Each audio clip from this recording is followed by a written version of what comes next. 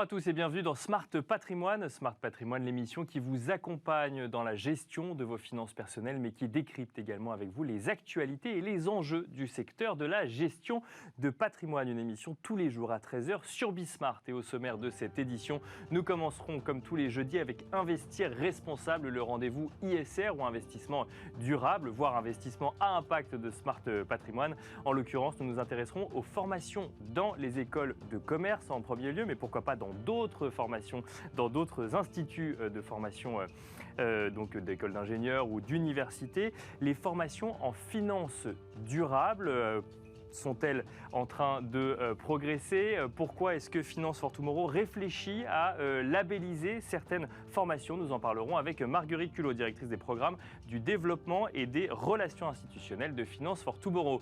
Nous enchaînerons ensuite avec Enjeux patrimoine, où nous reviendrons sur le sujet de la flat tax. La flat tax, un sujet qui a été abordé par beaucoup de candidats à la présidentielle. Certains voulaient la conserver, d'autres voulaient la supprimer. Pourquoi était-elle dans le viseur et est-elle définitivement sauvée, entre guillemets, maintenant que les deux candidats au second tour de la présidentielle avaient dans leur programme l'idée de conserver la flat tax? Nous en parlerons avec Frédéric Tiampon, fiscaliste associé et gérant GMBA chez Walter Alignal, et Pierre-Elliott Blum, avocat fiscaliste associé du cabinet BDB Law. Bienvenue à vous tous qui nous rejoignez. Smart Patrimoine, c'est parti. Et c'est parti pour Investir responsable, le rendez-vous ISR ou investissement durable de Smart Patrimoine. Aujourd'hui, on va s'intéresser aux formations en finance durable. Pourquoi de plus en plus d'écoles se mettent à proposer des formations en finance durable et qu'en pensent les acteurs de la finance durable, notamment Finance for Tomorrow. Nous avons le plaisir de recevoir sur le plateau de Smart Patrimoine pour en parler Marguerite Culot, directrice des programmes du développement et des relations institutionnelles de Finance for Tomorrow. Bonjour Marguerite Culot. Bonjour. Bienvenue sur le plateau de Smart Patrimoine. Première question toute simple, vous constatez une progression des formations en finance durable dans les écoles? Oui, certainement. Il y en avait quelque peu il y a une dizaine d'années et on voit vraiment croître cette offre de formation, probablement parce qu'il y a une forte demande également du côté des étudiants. Et alors, on parle avant tout d'écoles de commerce, parce qu'on parle des finances durables, ou c'est beaucoup plus large que les simples écoles de commerce? Non, c'est plus large, je dirais. Forcément, il y a des écoles de commerce, principalement les écoles de commerce, mais pas que. Il y a aussi, il y a aussi des écoles d'ingénieurs sur Paris, mais pas que non plus. Et il y a aussi des universités. Alors, les universités ne sont pas nécessairement que sur des masters en tant que tels finance durable, mais qui voient, ou en tout cas, il y a une volonté de voir proposer aux étudiants des modules en finance durable ou des séminaires en finance durable. On voit bien qu'il y a un véritable engouement. Avec cette volonté de former les décideurs économiques et financiers de demain sur ces sujets de finances durables, pourquoi est-ce que ça progresse selon vous? C'est parce qu'il y a une demande du côté des employeurs d'avoir des gens formés ou une demande du côté des étudiants de s'intéresser à ces sujets-là? Les deux. Les deux. Les deux. Oui, alors forcément, au niveau des étudiants, il y a une forte demande. On voit que la jeunesse est de plus en plus impliquée, mobilisée. Et vu les enjeux, c'est une bonne chose. Du côté des recruteurs, donc notamment des institutions financières, mais aussi des corporates, qui doivent aussi finalement s'inscrire, au niveau des directions des finances, doivent aussi avoir cette vision finance durable, parce que tout le monde doit se transformer. Tous les acteurs, que ce soit dans le secteur économique ou même au niveau des politiques ou des citoyens, on a tous cette volonté et cette nécessité de se transformer. Donc en fait, vraiment, si on revient sur la formation, un petit peu des deux. Du côté des étudiants, du côté aussi des salariés qui sont déjà installés dans des institutions financières et qui souhaitent aussi se réorienter parce qu'elles ressentent un besoin de donner peut-être plus de sens aussi à leur métier. Et du côté, évidemment, des recruteurs, des institutions financières qui voient notamment la nécessité de se former et d'avoir en tout cas un personnel davantage formé. Ouais. Un personnel davantage formé sur ces questions-là. Alors, ce qui pose question, c'est le contenu des formations, sachant que rien n'est acté, rien n'est établi. C'est-à-dire qu'il y a effectivement cette volonté d'un certain nombre d'acteurs du secteur financier d'investir donc via des normes ESG, on parle de finances durables, donc il y a le E, le S et le G, environnement, social, gouvernance. Il y a des discussions au niveau européen qui tendent à clarifier effectivement ce que veut dire par exemple investir de manière plus écologique ou de manière moins écologique, quelles sont les énergies acceptées ou autres. Alors, comment est-ce qu'on peut former des jeunes à une discipline en perpétuelle évolution ou en tout cas en attente de clarification? Oui, alors du coup, je pense qu'au niveau des formations, il y a certainement des bases, hein, et ça, les bases, on les connaît. Il y a aussi un besoin de former sur les enjeux, avant de former sur les enjeux en finance durable. Donc, il y a tous les enjeux, et donc, du coup, parler aussi de science, D'accord. parler de finance, et puis après, parler de finance durable. Alors, c'est vrai que les problématiques ESG sont relativement foisonnante et en Bien sûr, oui. ébullition. Et vous avez cité ce qui est en cours au Au niveau niveau européen, oui. européen. Il y a une vraie réglementation, une belle réglementation avec un paquet, une stratégie finance durable qui se décline en différentes réglementations. Et il y a aussi une volonté d'un opérateur européen de définir ce qu'on entend par ESG, en Bien fait, sûr, par oui. environnement, social et gouvernance. Pour le moment, il y a une dizaine d'années, il y a une quinzaine d'années, il y avait des pionniers et il y en avait qui y allaient volontairement et on mettait un peu n'importe quoi, enfin ce qu'on voulait derrière ESG. Du coup, il n'y avait pas de façon de comparer les uns et les autres. Donc c'était une nécessité finalement de standardiser ou de normer ce qu'on entendait derrière ESG. Et au niveau européen, on y travaille et on n'est pas les seuls. Et alors du coup, dans les formations des étudiants, est-ce que là aussi, il y a une volonté de normer un petit peu ce qu'on apprend en matière d'ESG? Parce que si effectivement, dans une quinzaine d'années, on s'est rendu compte qu'on mettait, il y a 15 ans, un petit peu ce qu'on voulait derrière le terme ESG, qu'est-ce qui nous permet d'éviter le même écueil dans les formations aujourd'hui, alors que tout n'est pas encore figé? Bon, je pense que les formations, après, elles sont mouvantes aussi, hein. Comme on le fait en ce moment, les institutions financières, les acteurs apprennent à marcher en marchant finalement, parce que la réglementation s'écrit. Bien sûr. Et elle Ouais. s'écrit en même temps qu'on y travaille. C'est un peu la même chose au niveau des formations, je pense. Mais encore une fois, il est peut-être possible d'imaginer un socle de formation qui pourrait aussi évoluer. Et puis après, de décliner ces évolutions dans les formations au fur et à mesure, progressivement. Ce qui est important, je pense, c'est aussi de pouvoir offrir des formations robustes et qui cochent toutes les cases qui sont nécessaires si on veut se revendiquer être un analyste ESG ou en tout cas vouloir faire de l'ESG.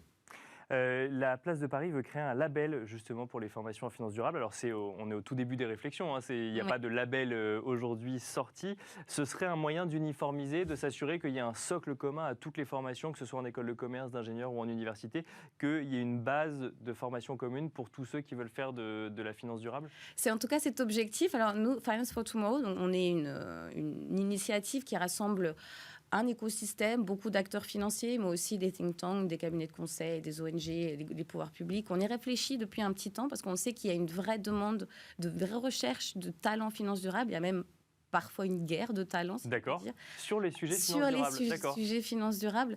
Donc on sait aussi qu'il y a une volonté d'aller un peu plus loin et de travailler avec des académies, avec des universités, avec des grandes écoles. Comme on se l'est dit au début, c'est beaucoup les écoles de commerce qui originellement proposer des masters en finance durable pour crédibiliser ces masters aux yeux des étudiants qui sont de plus en plus engagés, veulent donner du sens et veulent du coup être formés convenablement, si je puis Bien dire. sûr, oui.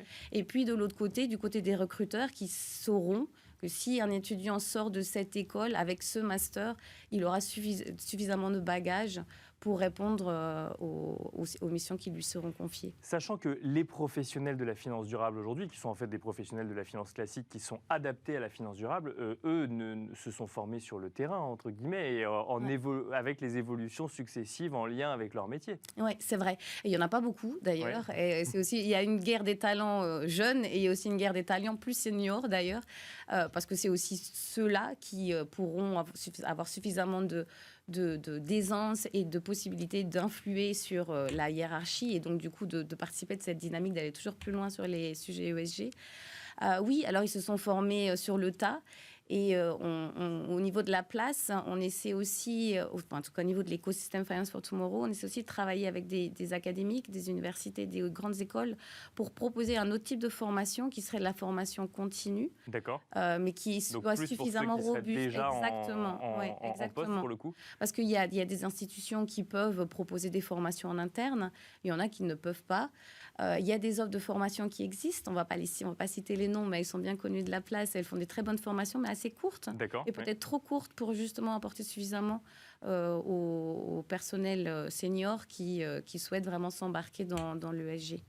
Est-ce que vous avez connaissance de la position de la France par rapport à d'autres pays sur ces sujets-là? Parce qu'on a quand même l'impression que tout le monde de la finance, quelle que soit sa nationalité, s'est mis à l'ESG un peu au même moment.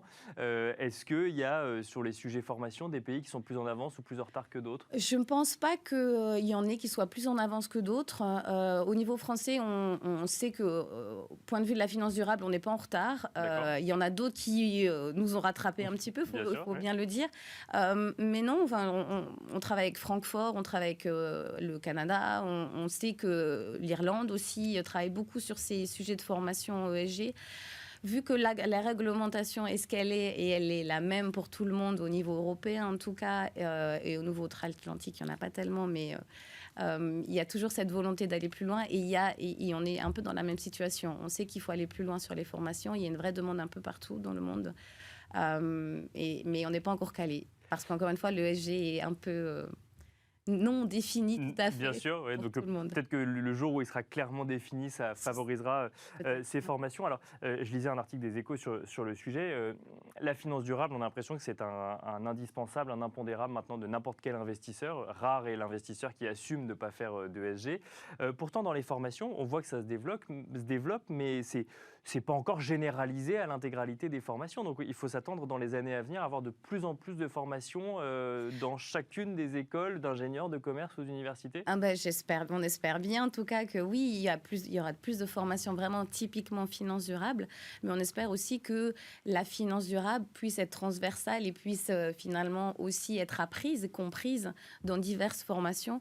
D'accord. Pour que l'ensemble des métiers, aussi bien du secteur financier, mais bien au-delà du business, puissent intégrer tous les enjeux qui existent autour de la notion de l'ESG et de la finance durable. Ou même effectivement de comprendre que quand on cherche des financements, il y a de nouveaux critères à respecter au-delà de la rentabilité. Exactement.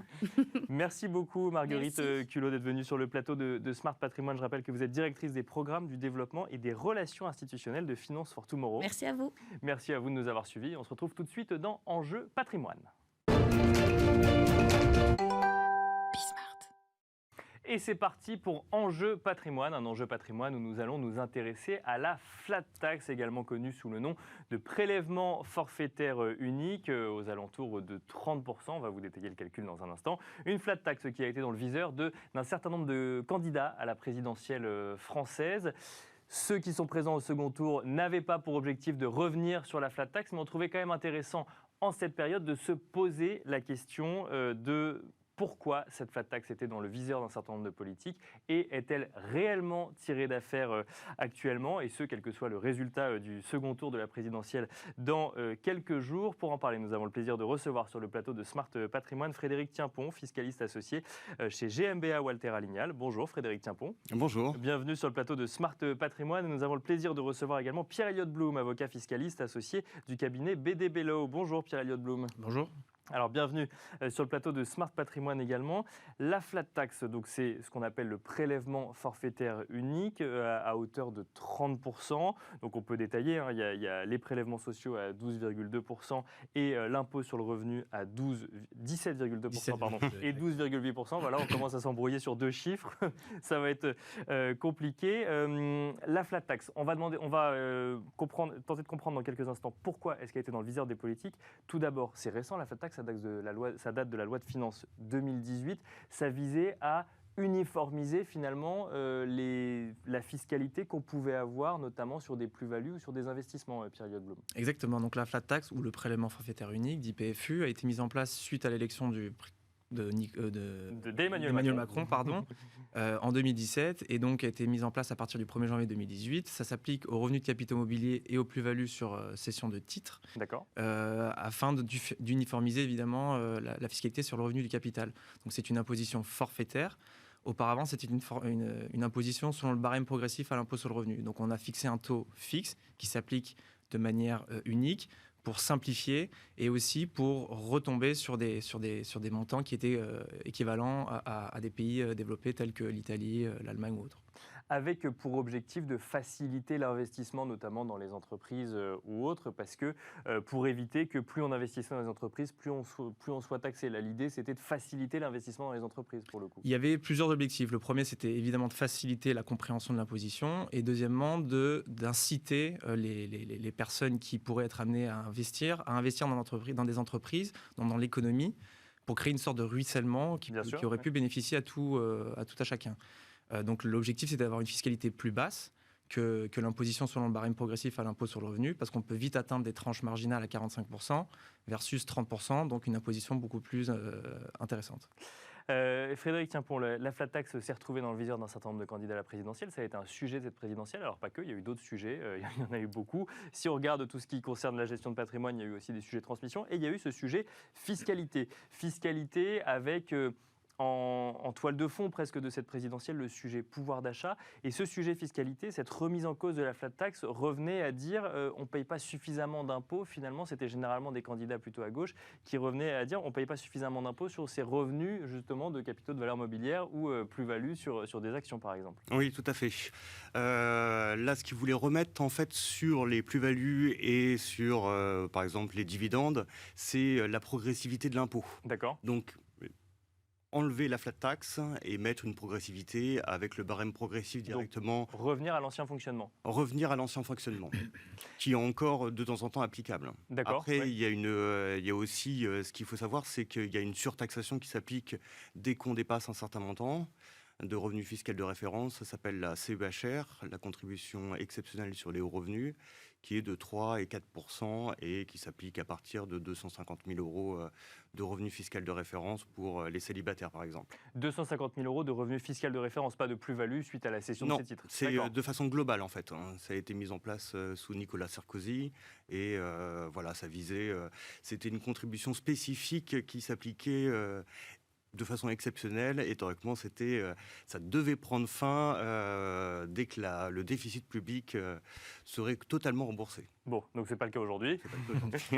Et pour le coup, donc c'est toujours en place. Donc en fait, il n'y a plus de progressivité. Il y a cette flat tax et ensuite, effectivement, il y a cette contribution supplémentaire pour les très hauts revenus. Juste pour bien comprendre, cette flat tax, elle finance quoi? Peut-être toujours vous, Frédéric Timpon. Mais je pense qu'elle va directement dans le régime général. Pour moi, il n'y a pas de fléchage, hormis même les prélèvements sociaux maintenant ne sont plus fléchés. D'accord. Vous dites pour vous parce que c'est pas forcément clair et sûr à ce stade, Pierre-Elliott Blum. Non, il y a un principe général qui est le principe de non-affectation des recettes publiques. Donc on ne peut pas affecter un impôt à une dépense particulière. Mais l'objectif de la flat tax était simplement de créer une sorte de ruissellement pour bénéficier à tout à chacun, comme je l'ai dit précédemment, mais surtout inciter les personnes un peu plus aisées à investir sur des marchés financiers. Et d'ailleurs, il ne faut pas décorréler la flat tax avec la suppression de l'ISF et la mise en place de l'IFI. Oui, c'est ça. C'est que l'idée, c'était de taxer plus le capital, l'immobilier et moins les investissements dans l'économie réelle. En fait, moins taxer ce qui était un peu plus risqué. C'est exactement ça. De sorte à inciter, encore une fois, à investir sur quelque chose qui pourrait créer une richesse de l'économie. Inversement, l'immobilier, sauf exception, ça ne crée pas de richesse pour des salariés, par exemple. Bien sûr. Tandis qu'investir dans une société qui peut développer, investir dans le développement de crédit d'impôt de recherche ou autre, ça peut bénéficier aux salariés. Bon, et alors pourquoi c'était autant remis en cause, Pierre-Elliott Blum ? Pour plusieurs raisons. Parce que, déjà, ça ne concerne que très peu de personnes. C'est une taxe qui concerne évidemment très peu de personnes. Ceux qui ont les moyens d'aller investir dans les entreprises. Voilà, premièrement. Et deuxièmement, ça a été vu un petit peu comme un cadeau qui a été effectué à ces personnes-là en particulier, par une baisse de l'imposition. Parce qu'encore une fois, quand c'était imposé selon le barème progressif à l'impôt sur le revenu, on était sur une imposition selon le revenu, comme le revenu du travail, donc on pouvait très rapidement monter dans des tranches très hautes et donc avoir une imposition beaucoup plus importante. Et donc certains ont vu cette mise en place de la flat tax comme une faveur qui a été faite pour une certaine partie de la population, leur permettant d'avoir une imposition moins importante. Donc si je comprends bien, on pose la question, on décrypte, mais la remise en cause n'était pas comme d'autres propositions qu'on a pu voir sur des sujets de transmission, notamment la remise en cause d'un modèle qui ne marchait plus, mais là c'était plus vraiment un sujet politique. C'était est-ce qu'on favorise ou est-ce qu'on arrête de favoriser telle ou telle personne selon sa perception de sa vision politique ? Aussi, mais c'était surtout par rapport à l'objectif initialement recherché. C'était D'accord, encore ce que je disais. dire ça ne marche pas.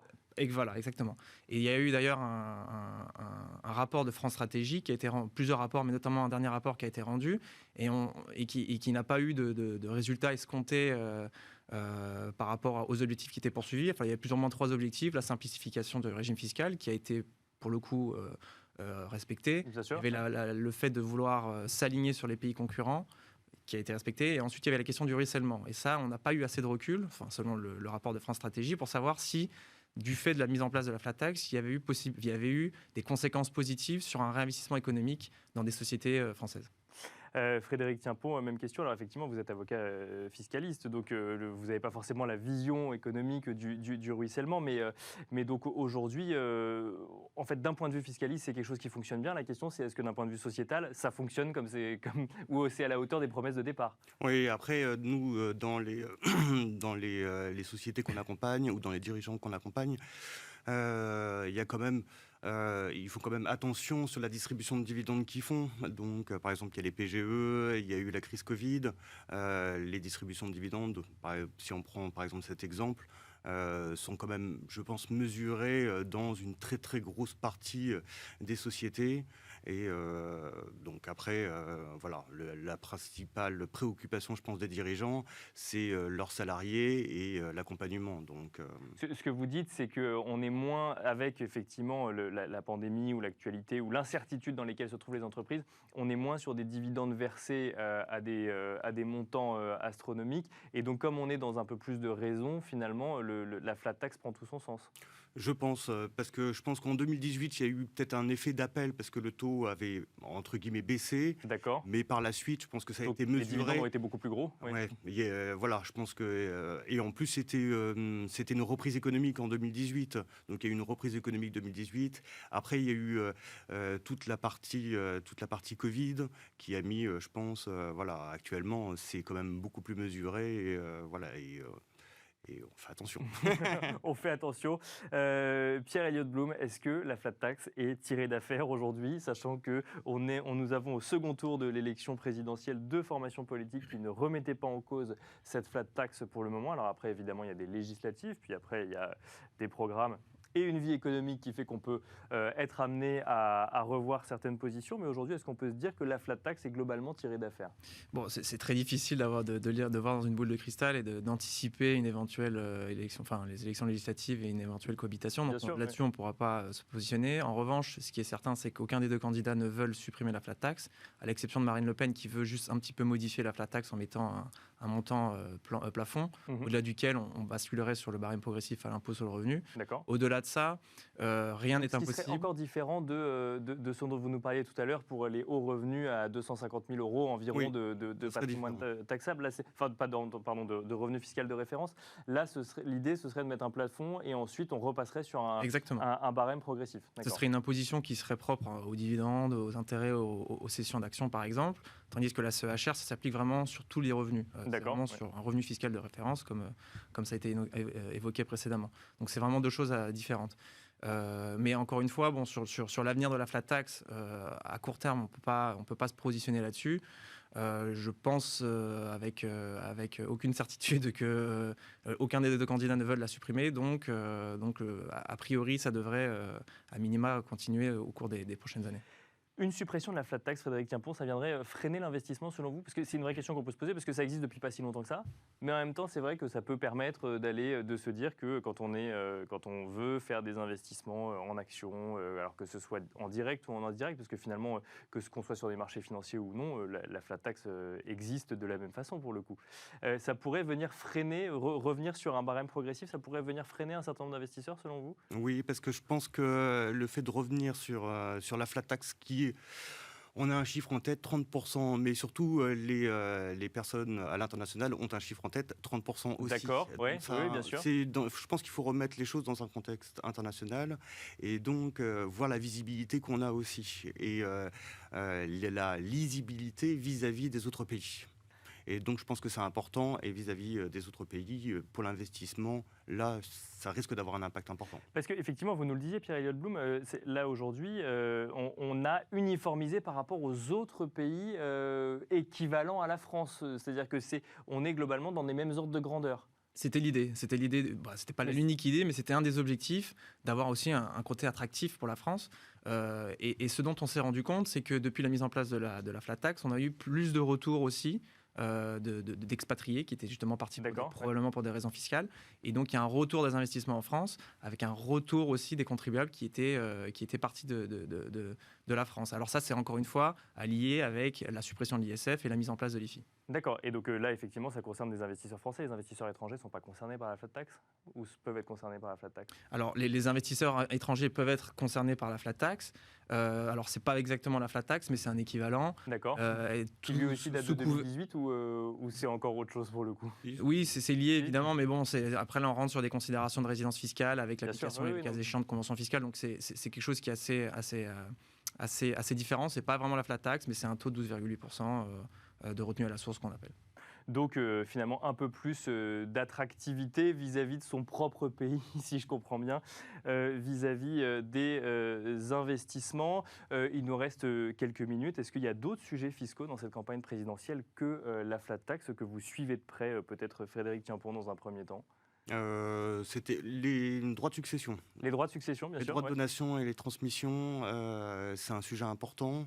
Alors c'est parce qu'on l'a beaucoup, on l'a beaucoup abordé sur le sujet de à qui on peut donner, oui effectivement. Et donc en fait, que ce soit en ligne directe ou indirecte, les droits peuvent être plus conséquents. Et là, c'est ce sujet. D'ailleurs, Marine Le Pen s'est exprimée sur le sujet, Emmanuel Macron aussi, je crois. Oui, c'est à mon sens, c'est une grosse attente des dirigeants, même de tout un chacun, pour savoir à combien, si les plafonds vont être augmentés.